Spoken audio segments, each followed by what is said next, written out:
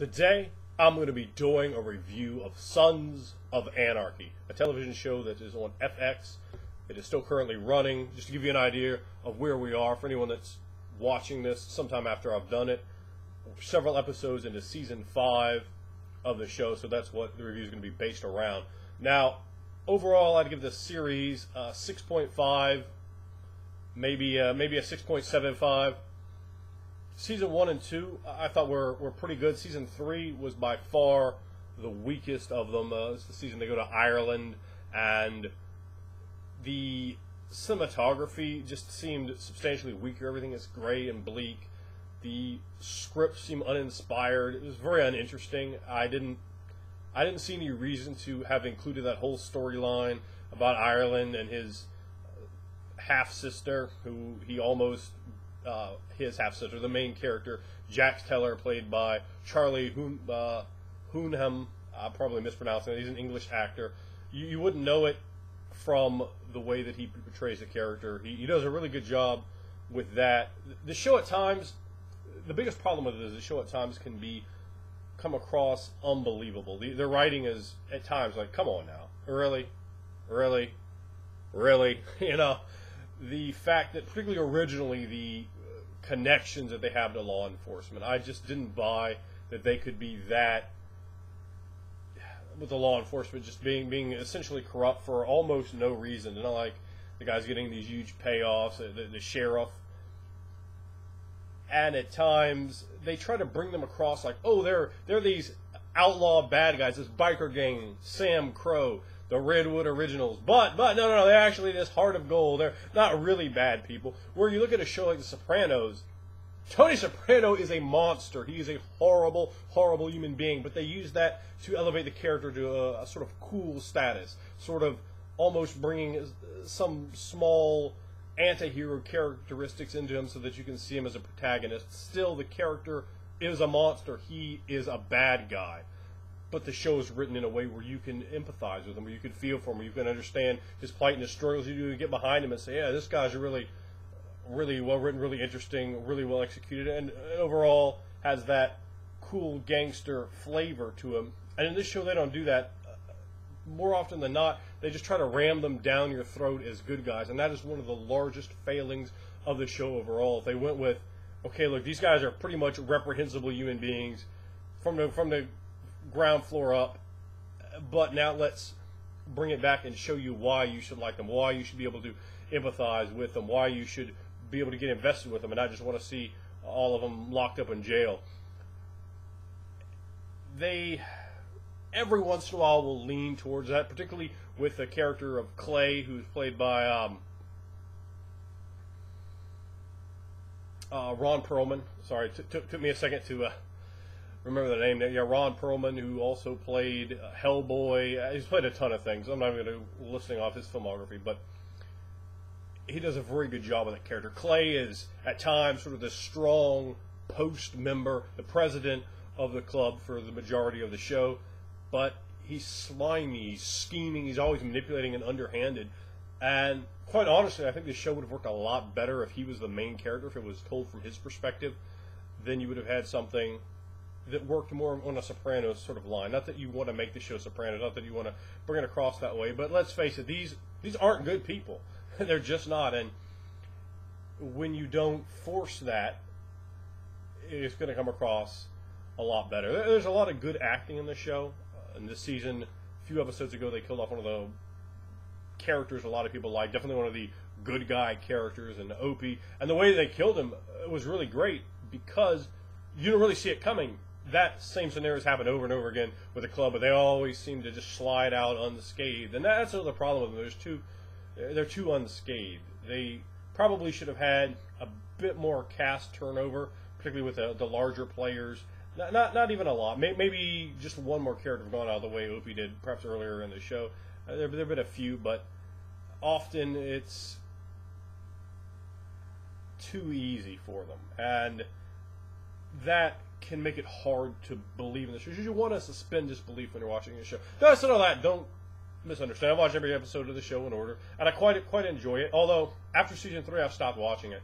I I think a friend of mine had the season 4 and it came out on DVD, so it was that big a period before I watched season 4. I was like, that show, season 3 was so horrible. I'm sure it's only going to get worse. Typically, with most shows like that, when they hit a real bad season, it just sort of starts going down. You know, that old expression, jumps the shark, and the show never really comes back to be the same. Like I said, the first and second season, I quite enjoyed. I thought those were well done.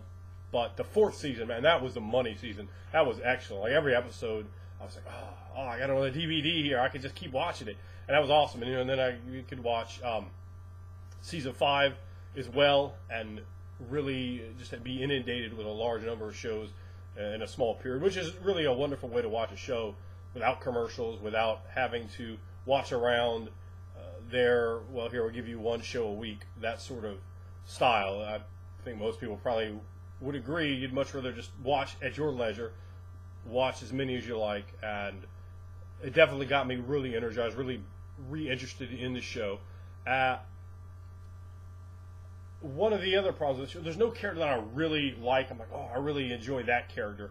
It's sort of a whole package deal for me. I think that Katie Segal, also of Married with Children fame, she played Al Bundy's wife, Pig. She's a Futurama, a bunch of different things. She does a really good job playing Jax Teller's mother, and I think that really helps to make the show better. She's so slimy and just a wretched sort of individual in the way that she influences Jack's wife. I really like her character, Jack's wife, the dynamic aspect of the character. She's continued to change and become grimier and become dirtier and just doing things that she wouldn't have done. Like, she continues to compromise her moral principles. Like, she's like, no, I won't go past this. And then she does. And then she keeps going past.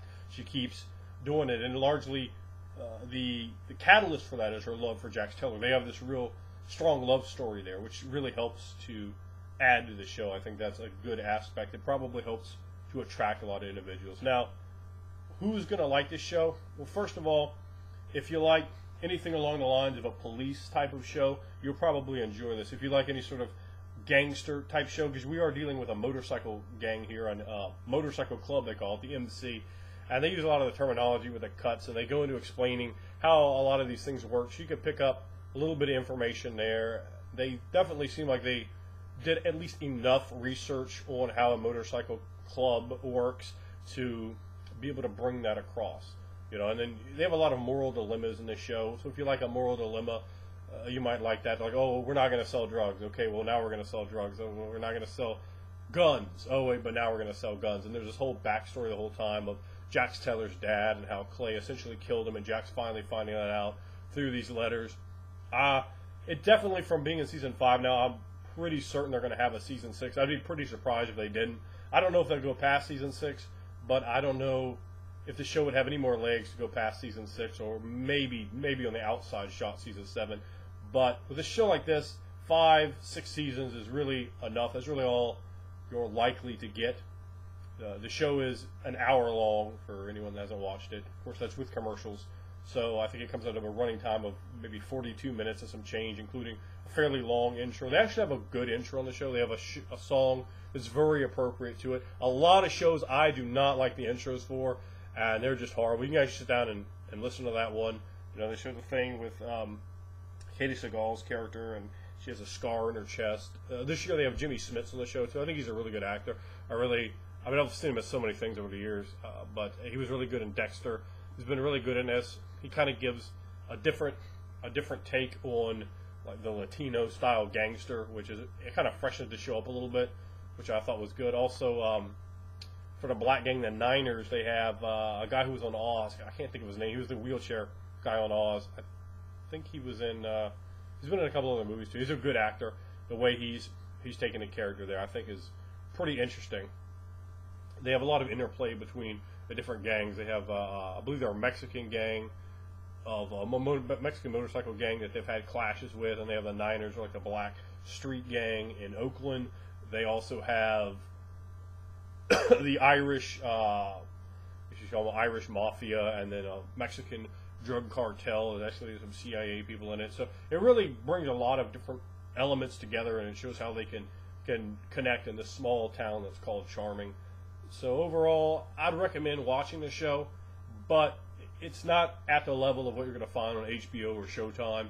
For basic cable, It's a very, very good show. Most basic cable shows I can't get through, I can't watch, don't have any interest in. But this is one, like I said, 6.5 to 6.75. Season 4 substantially better than that. I mean, I was really looking to see each episode. That's probably more like a 7.5, maybe even an 8. Where season 4 was, I don't know, like a. Excuse me, season 3 is maybe like a 4. It's below average. It's definitely difficult to watch, and I've heard that opinion from a lot of other people as well. Having talked to them about, oh man, I can't get back into this. They say, oh, season 4 is better. Season 4 is better. So again, finally, I came back and took a watch to that. Let me know in the comment box below what you think of Sons of Anarchy. If you can watch it, if you've watched it, how you feel about that show.